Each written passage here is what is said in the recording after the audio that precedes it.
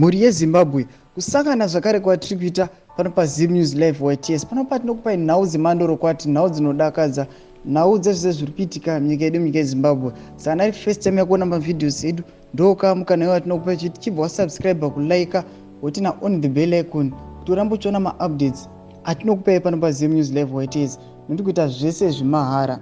Haiwa mhuri yeZimbabwe muzora nhasi bongozo guru razotanga manje apo chaibva Gabriel auya akati congratulations President of the Republic of Zimbabwe at Kuti Mnangagwa for assuming SADC chairmanship with effect from 1 January 2024. Southern Africa is going to benefit a lot from your leadership and wisdom. Azokonzeresa bongozozo manje kuti pangoposta post iyi vanhu vabva vazara vachireply zvavanga vachifunga. Saka ngatimbokuratidzai kuti vanhu vareply kuti kudii pamusoro penyaya iyi yekuti Mnangagwa akunoita chairmanship weSADC with effect from 1 January. Saka vanhu vabva vakatanga kupindura vachiti pane auya ndobva aposta picture rebridge rekugokwe rakatsemurwa nemvura.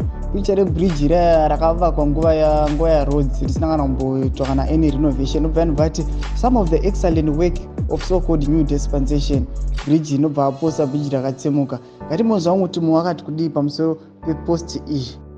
Mumwe wabvasva anobva ati we welcome and congratulate the endorsement of our one and only President, Advocate Nelson CHAMISA, the translational authority by SADC. Kana wazogara, Mwari is in it. Ndimwe wari kufara achiti, aiwa, isusu tikufara kuti SADC yapindira panyaya ya CHAMISA. Usununguhora wakuya munyika yedu munyika yeZimbabwe.